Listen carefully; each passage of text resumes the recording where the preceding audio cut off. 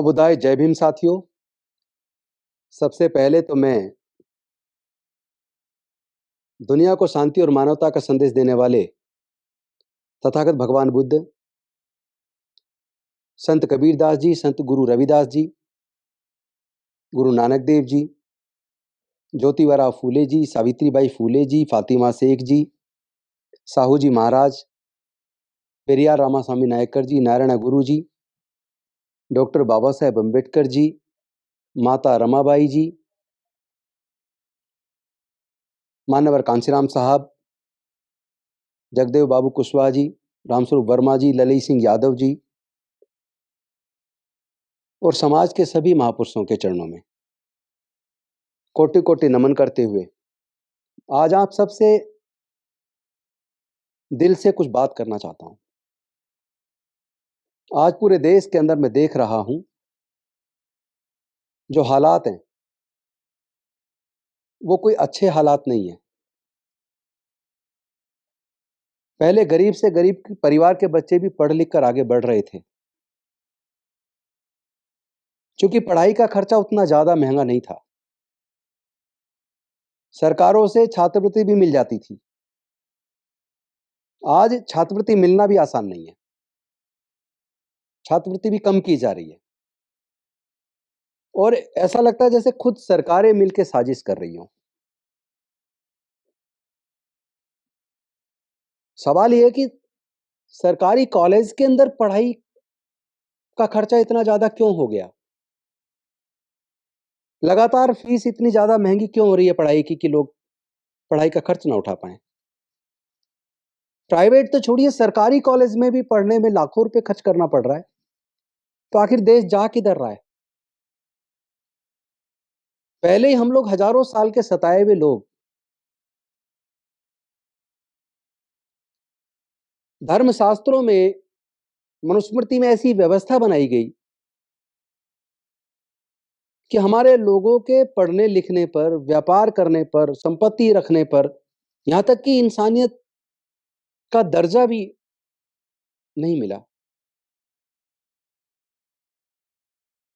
ये संवैधानिक व्यवस्था है, अनुसूचित जाति, अनुसूचित जनजाति, अति पिछड़ा वर्ग। लेकिन अगर उससे हटके देखें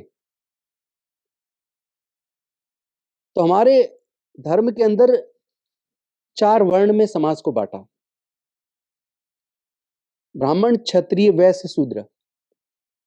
शूद्रों को, जिसकी संख्या देश के अंदर लगभग 88% है, 85 तो है ही। अगर उसको ईमानदारी से देखें तो इस 85 से 88% के बीच की जो जनता है, जिसको हम शूद्र कहते हैं, उसको भी 2 भागों में बांटा: एक सछूत और दूसरा अछूत।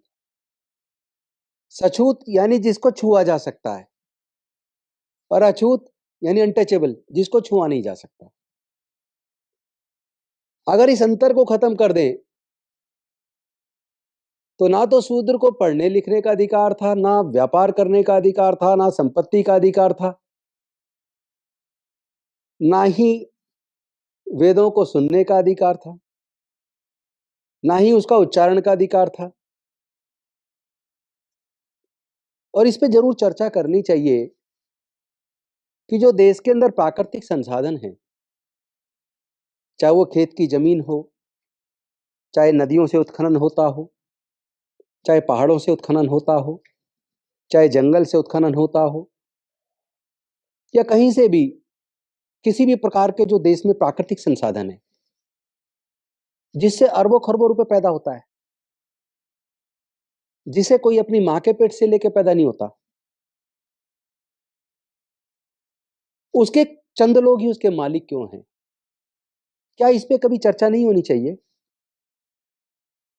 देश के अंदर अनुसूचित जाति, जनजाति, अति पिछड़े वर्ग के लोग, जिसको अगर एक शब्द में कहूं संविधान की भाषा से हटकर, तो जो बहुजन समाज के लोग हैं, मूल निवासी लोग हैं, जो वंचित वर्ग के लोग हैं, जो मेहनतकश लोग हैं, जो ईमानदारी से अपनी आजीविका कमाते हैं, जिसको हम जीवी समाज भी कह सकते हैं, जिसको श्रमण भी कह सकते हैं, जो समण संस्कृति के लोग हैं, वो लोग देश के संसाधनों के मालिक क्यों नहीं है? हजारों साल तक उनको पढ़ने लिखने से, व्यापार से, संपत्ति से, यहां तक कि मानवता के दर्जे से वंचित क्यों रखा? कौन लोग हैं जिन्होंने ये किया? आज ओबीसी लोगों का इस्तेमाल ज्यादा गलत तरीके से किया जा रहा है। अनुसूचित जाति जनजाति का तो किया ही जा रहा है, लेकिन ओबीसी लोगों को जरूर इस बात पे सोचना होगा कि जब तक मंडल कमीशन की रिपोर्ट लागू नहीं हुई, तब तक अति पिछड़े वर्ग के लोग या पिछड़े वर्ग के लोग कॉलेज में प्रोफेसर क्यों नहीं बन पाए? तब तक पिछड़े वर्ग के लोग ब्यूरोक्रेसी में क्यों नहीं आ पाए? तब तक मेडिकल इंजीनियरिंग में पिछड़े वर्ग के लोग उस मात्रा में क्यों नहीं आ पाए? देश के संसाधनों पे चंद लोग ही मालिक क्यों हैं? क्या इस पे चर्चा नहीं करनी चाहिए? सब लोग एक तरफ से केवल नौकरी के चक्कर में हैं। किसी तरह सरकारी नौकरी लग जाए, चाहे चपड़ासी लग जाए। मैं पूछना चाहता हूं, टोटल जीडीपी का सरकारी नौकरी से 1% बैठता है। इस 1% से होगा क्या दोस्तों? देश के अंदर केंद्र सरकार की शायद लगभग 44 लाख वैकेंसीज हैं। राज्य सरकारों की भी जोड़ ले तो ज्यादा से ज्यादा 1 करोड़ सरकारी नौकरियां होंगी, ज्यादा से ज्यादा। देश की जनसंख्या तो 135 से 140 करोड़ है। अगर 1 करोड़ लोगों की नौकरी लग भी जाए तो 140 करोड़ में से 1 करोड़ की लग भी जाए तो 1 करोड़ 139 करोड़ लोग कैसे रहेंगे? इसका मतलब नौकरियों से केवल काम चलने वाला नहीं है, केवल नौकरी के भरोसे नहीं बैठना चाहिए। देश में अर्थव्यवस्था में हम लोग कहां खड़े हैं? देश में प्राकृतिक संसाधनों में हम लोग कहां खड़े हैं? इस पे जरूर चर्चा करनी चाहिए। इसके साथ साथ इस बात पे भी चर्चा होनी चाहिए कि धर्म का असली मकसद क्या है? धर्म का असली मायना क्या है? मैंने जहां तक पढ़ा कानून के अंदर, जब मैं कानून की पढ़ाई कर रहा था, तो वहां एक क्वेश्चन था, what is the concept of Dhamma? Brief में उसका उत्तर था, धम्मा मीन्स जस्टिस। तो अगर धर्म का मतलब न्याय से जुड़ा है, तो जो व्यवस्था लोगों को उनके अंदर ऊंच नीच पैदा करती हो, जो सामाजिक व्यवस्था किसी को जन्म से नीच और किसी को जन्म से ऊंचा बनाती हो, जो व्यवस्था समाज को विभाजन करती हो, बांटती हो,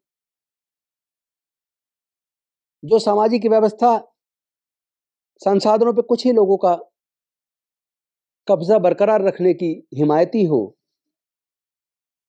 जो व्यवस्था इंसान इंसान में भेद पैदा करती हो, जो व्यवस्था शिक्षा को केवल पैसे वाले लोगों तक सीमित करती हो, जो व्यवस्था विभाजन को और विषमता को बढ़ाती हो, जो व्यवस्था न्याय को तरजीह ना देकर अन्याय को, अमानवीयता को, असमानता को, विषमता को ताकत देती हो, ऐसी व्यवस्था को हम लोग क्यों माने? मैं समझता हूं भारत कमजोर क्यों हुआ? लोग मेरे ऊपर आरोप लगाते हैं कि तुम तो जातिवादी हो, तुम तो धर्म के नाम पर लोगों को बांट रहे हो। मैं आपसे पूछना चाहता हूं, मैंने आज तक किसी धर्म के विरुद्ध में कुछ बोला? मैंने आज तक मानवता की और इंसानियत की बात की। और दूसरा, क्या इस बात पे देश में चर्चा नहीं होनी चाहिए कि भारत विश्वगुरु कब था? भारत सोने की चिड़िया कब था? भारत में विदेश से लोग पढ़ने कब आते थे? भारत को दुनिया में लोग किसके नाम से जानते हैं? अगर भारत को लोग बुद्ध के नाम से जानते हैं, पूरी दुनिया में शांति और मानवता का संदेश भारत में बुद्ध के धम्म से गया, तो वो बुद्ध का धम्म जो समता, स्वतंत्रता, बंधुता, न्याय, प्रज्ञाशील, मैत्री और करुणा की बात करता हो, जो जाति की बात नहीं करता, जो विषमता की, अन्याय की बात नहीं करता, जो सबको साथ लेके चलने की बात करता है, सब में प्यार पैदा करने की बात करता है। जिस व्यवस्था से भारत गौरवशाली राष्ट्र बना, जिसने पूरे दुनिया में भारत को गौरवान्वित किया, आखिर उस बुद्ध के धम्म से इतनी चिढ़ क्यों? जब हम दूसरे धर्म के मानने वाले लोगों की, उनकी आस्था की इज्जत करते हैं, तो उन्हें हमारे आस्था की इज्जत क्यों नहीं करनी चाहिए? उनको भी इस बात पे चर्चा करनी चाहिए। जब पढ़ाई का खर्च महंगा होता जा रहा है, तो ये पढ़ाई का महंगा खर्च क्या केवल देश के अनुसूचित जाति के लोगों को या अनुसूचित जनजाति के लोगों को प्रभावित करेगा? क्या महंगी होती पढ़ाई का खर्चा केवल अति पिछड़े वर्ग को या पिछड़े वर्ग को प्रभावित करेगा? क्या जो जनरल कैटेगरी के लोग हैं, उनमें जो गरीब हैं, उनमें जो मजदूर हैं, उनमें जो छोटी नौकरी वाले, छोटी पूंजी वाले लोग हैं, पढ़ाई महंगी होगी तो क्या उनसे पढ़ाई छीनेगी नहीं? क्या वो अपने बच्चों की महंगी पढ़ाई का खर्च उठा पाएंगे? नौकरियां देश में नहीं है यार, क्यों बार बार आरक्षण आरक्षण की बात करते हो? पूरे देश में जो नफरत का माहौल, जो मनवादी व्यवस्था वाले लोग हैं, वो जो नफरत करने लगे हैं अनुसूचित जाति, जनजाति, अति पिछड़े वर्ग के लोगों से, केवल आरक्षण का नाम लेके करते हैं। अरे भाई, नौकरियां हैं कहां देश में? इतनी चिढ़ किस लिए है यार? इतनी नफरत किस लिए? क्यों समाज को बांट रहे हो आप लोग?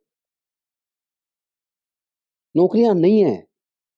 दूसरे क्षेत्रों में भी आपको अवसर तलाशने होंगे। जो गरीब है वो गरीब है, उसकी कोई जाति नहीं है। सबके बारे में सोचना होगा। देश की सरकारें नहीं सोच रही हैं, ना केंद्र सरकार सोच रही है, ना राज्य सरकारें सोच रही हैं। आपका बच्चा किसी तरह मेहनत कर भी ले, मैं पूछना चाहता हूं, ये जो दुनिया भर के इंस्टीट्यूट खुल गए, कोचिंग इंस्टीट्यूट, जहां लाखों रुपए फीस है, क्या किसी भी जाति धर्म को मानने वाले आम लोग उस खर्च को उठा सकते हैं? नहीं उठा सकते ना। तो ये अच्छी सरकारों का काम नहीं है कि वो कोचिंग को बढ़ावा दे। ये अच्छी सरकारों का काम नहीं है वो पढ़ाई को बहुत महंगा कर दे। अच्छी सरकारें लोगों के लिए सरकारी खर्चे पर पढ़ाई की व्यवस्था करें, लोगों के लिए इलाज की व्यवस्था करें, लोगों छोटे छोटे रोजगार के अपने अवसर बनाने के लिए लोन की व्यवस्था करें, और निष्पक्ष रूप से करें, किसी के साथ भेदभाव ना करें, तब कोई बात बनेगी। आज तो न्यायालयों में न्याय नहीं दिख रहा। अगर आपको सुप्रीम कोर्ट जाना पड़ जाए, हाई कोर्ट जाना पड़ जाए, तो इतने लाखों रुपए की फीस चाहिए। कितने लोग हैं जो उठा पाएंगे वो खर्च? ये व्यवस्था देश को मजबूत करने वाली नहीं है। पूरी दुनिया के सामने देश कमजोर हो रहा है। लोगों के पास जमीनें नहीं है। कुछ लोग तो ऐसे हैं जिनके पास एक गज जमीन नहीं है, रहने को जमीन नहीं है, उगाने की तो बात छोड़िए। तो मेरा कहने का मतलब यह है कि मुझे लगता है देश में चर्चा इस बात पर होनी चाहिए कि देश में 95% लोग ऐसे हैं, किसी भी जाति धर्म की बात कर लो, चाहे 95% से भी ज्यादा लोग ऐसे हैं जो आज की महंगी हुई शिक्षा का खर्च उठाने के लिए सक्षम नहीं है। और भारत में मेजोरिटी में लोग नौकरी की तरफ भाग रहे हैं, नौकरियां हैं नहीं। लोग रिजर्वेशन की बात करके हमला बोल रहे हैं, उल्टी सीधी कमेंट करते हैं, गालियां लिखते हैं। गाली लिखने से क्या होगा भाई? मुझे गाली लिख लो, किसी और को लिखो, उससे क्या होने वाला है? उससे कुछ नहीं होगा। तो राजनीति से समाधान भी नहीं निकल रहा है। उसका कारण है लोग धर्म का इस्तेमाल कर रहे हैं राजनीति कब्जाने के लिए।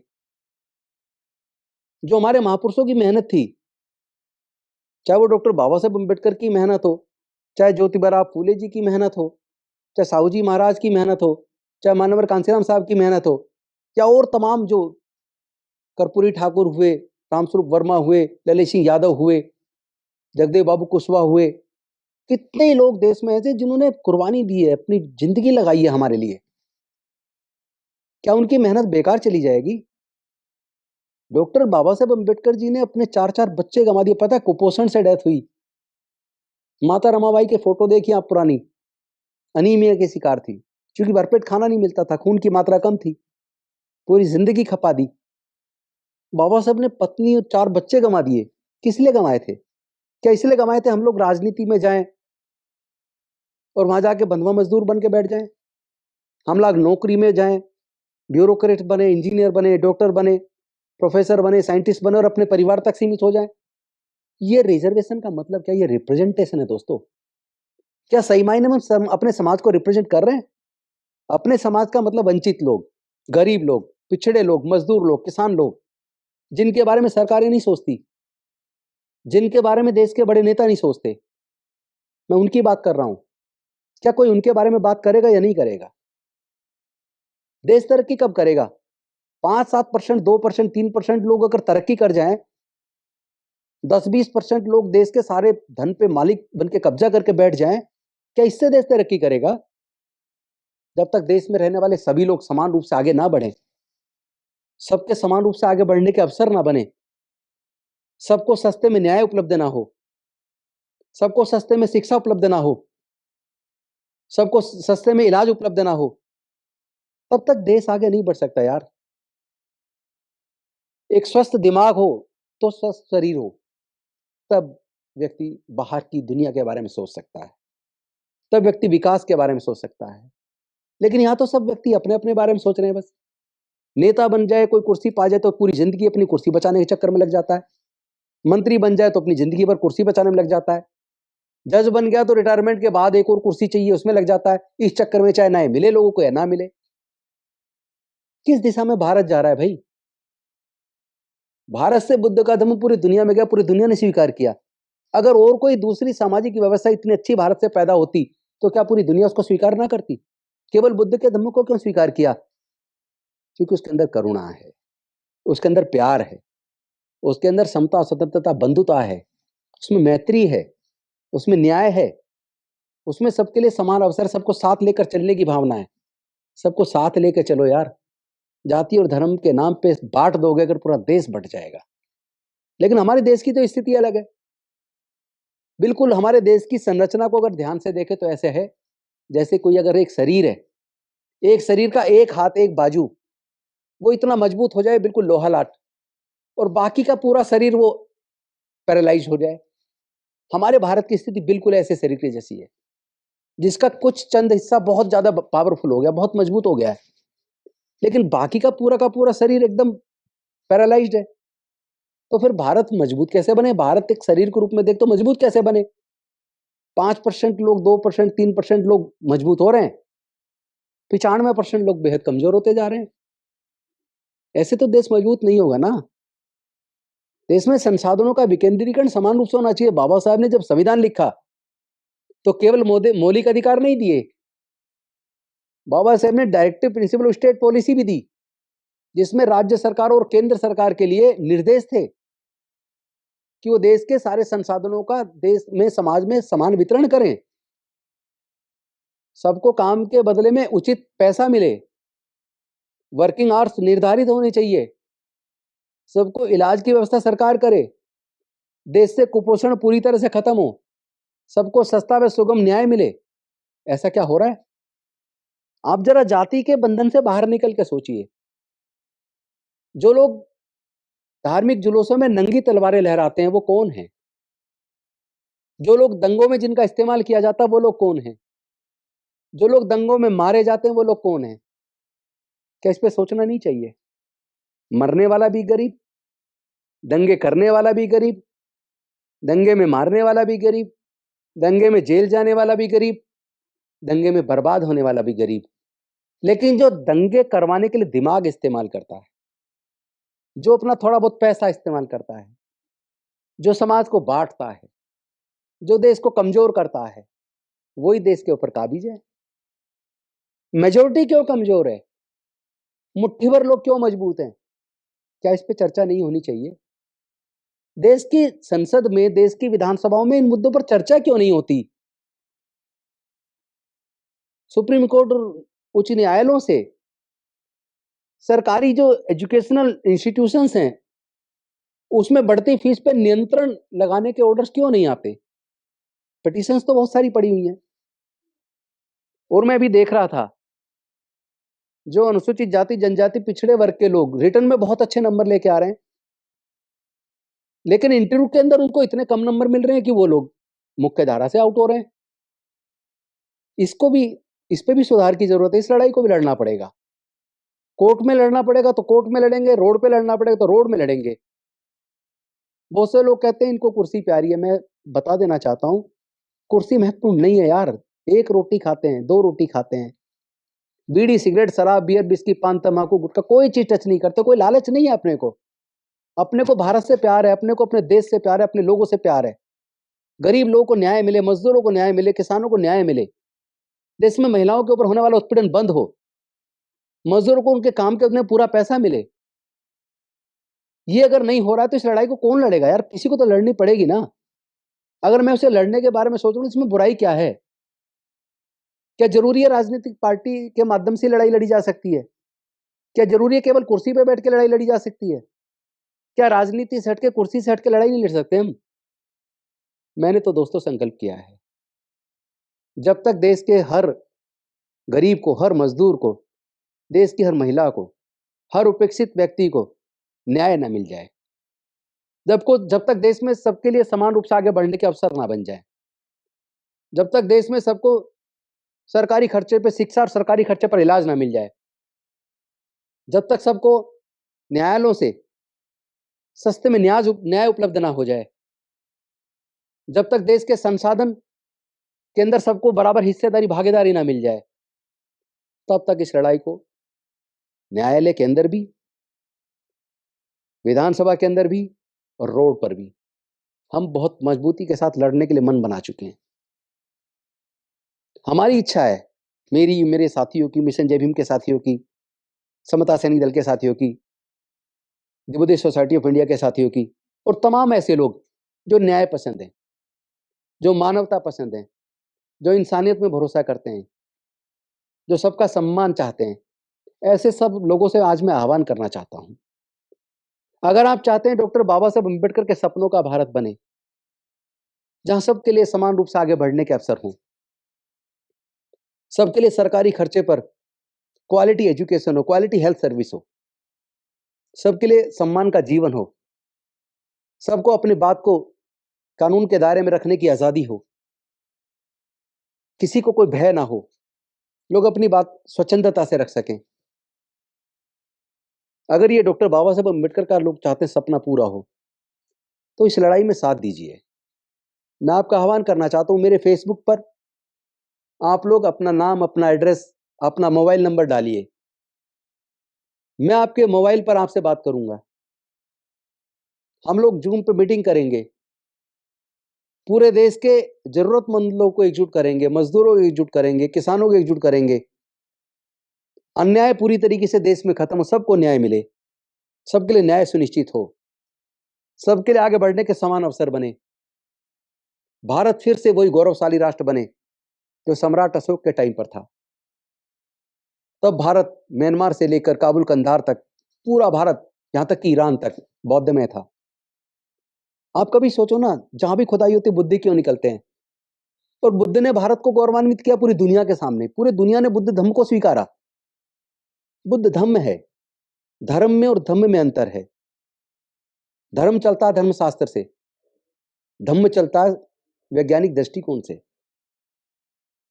तो मैं ये कहता हूं किसी भी धर्म को मानिए, लेकिन विषमता दूर कीजिए, मानवता को मानिए, सबको साथ लेके चलिए, सबकी भावनाओं की कदर कीजिए, सबकी आस्था की इज्जत कीजिए, सब लोग साथ लेके चले। आजकल 22 प्रतिज्ञाओं का एक चलन सा बन गया है, लेकिन मैं देश के लोगों से कहना चाहता हूं, नफरत से नहीं, प्यार से जीतिए। 22 प्रतिज्ञाएं तो बाबा साहेब ने दी हैं, लेकिन वो दी क्यों है? जब कोई व्यक्ति हिंदू से बौद्ध बनता है तो 22 प्रतिज्ञाएं दोहराता है, लेकिन अगर कोई दूसरे धर्म का आदमी बौद्ध बने तो जो 22 प्रतिज्ञाओं के ऊपर की 7 प्रतिज्ञाएं उनको नहीं पढ़ेगा फिर। लेकिन मैं देश के सभी लोगों से एक निवेदन करना चाहता हूं, इन 22 प्रतिज्ञाओं को पूरा पढ़िए। इन 22 प्रतिज्ञाओं में शुरू से लास्ट तक जब आप पढ़ेंगे तो उसमें पाएंगे कि मैं मानवता को मानूंगा, मैं समता को मानूंगा, मैं सबके बीच प्यार फैलाऊंगा, मैं नफरत को खत्म करूंगा, मैं शराब नहीं पीऊंगा, नशा नहीं करूंगा, मैं चोरी नहीं करूंगा, मैं व्यभिचार नहीं करूंगा, मैं सब में प्यार का वातावरण पैदा करूंगा, मैं मानवता को मानूंगा, मैं किसी भी प्रकार के पाखंडवाद, अंधविश्वास को नहीं मानूंगा। अच्छी बातें मान लो। आपको उसमें कोई लगे, कोई चीज आपको अच्छी नहीं लग रही उसको मत मानो, पर जो अच्छी चीज है उसको स्वीकार कर लो। तो जो सबके लिए कल्याणकारी हो, जो भारत को आगे ले जाने वाली हो, जो सबको साथ लेके चलने वाली हो, ऐसी बातों को मान लो।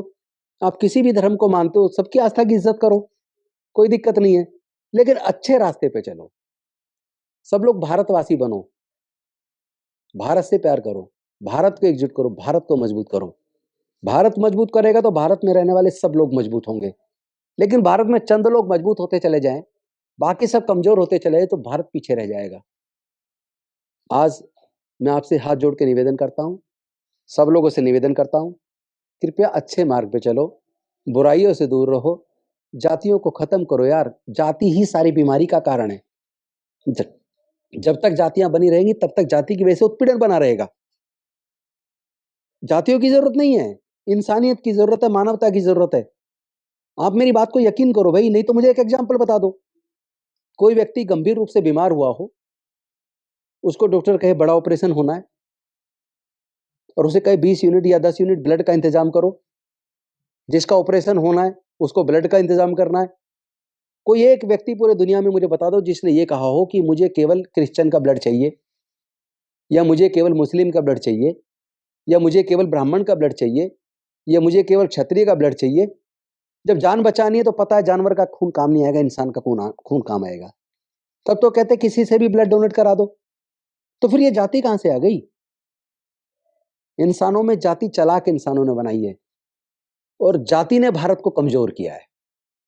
इसलिए अब जातियों को छोड़ने का समय आ गया। जातियों को छोड़ो, समाज को जोड़ो, भारत को मजबूत करो, ज्ञान के रास्ते पर चलो, अज्ञानता से दूर हो जाओ, अंधकार को छोड़कर प्रकाश को ग्रहण करो, बुराई को छोड़कर अच्छाई को ग्रहण करो, अन्याय को छोड़कर न्याय को ग्रहण करो, विषमता को छोड़कर समता को ग्रहण करो। आपस में भाईचारे की जरूरत है। बस अंत में आपसे फिर से निवेदन करता हूं, जो लोग डॉक्टर बाबा साहेब अम्बेडकर जी के सपने को पूरा करना चाहते हैं, जो लोग अपने आने वाले बच्चों के भविष्य को अच्छा बनाना चाहते हैं, जो लोग न्याय पसंद हैं, जो लोग इंसानियत पसंद हैं, मैं उन सब से आह्वान करता हूं, आप सब लोग मेरे फेसबुक पर अपना मोबाइल नंबर भेजिए, अपना नाम और एड्रेस भेजिए। मैं आप सब से संपर्क करूंगा और भारत में न्याय की इस लड़ाई को हम लोग मिल के लड़ेंगे। क्योंकि मैंने देख लिया राजनीति से समाधान होता नहीं दिख रहा। समाज की लड़ाई को सामाजिक तरीके से सांस्कृतिक बदलाव करके हम लड़ेंगे, निश्चित तौर पर हम जीतेंगे। इन्हीं शब्दों के साथ मैं आपसे विदा चाहूंगा। बहुत बहुत धन्यवाद, आपने अपना कीमती समय दिया, मुझे सुना। नमो बुद्धाय, जय भीम। जय भीम, जय भारत, जय संविधान, नमो बुद्धाय। Gautam Ratna. Hello friends, welcome. बहुजन समाज और महिलाओं पर अत्याचार होने पर हम दिलाएंगे न्याय और दिखाएंगे बहुजन महापुरुषों का इतिहास और पढ़ाएंगे आपको बाबा साहेब भीमराव अंबेडकर द्वारा लिखा हुआ भारत का संविधान। हमारे चैनल लाइक, शेयर, सब्सक्राइब करना मत भूलिएगा। चैनल आर्थिक समस्या से गुजर रहा है।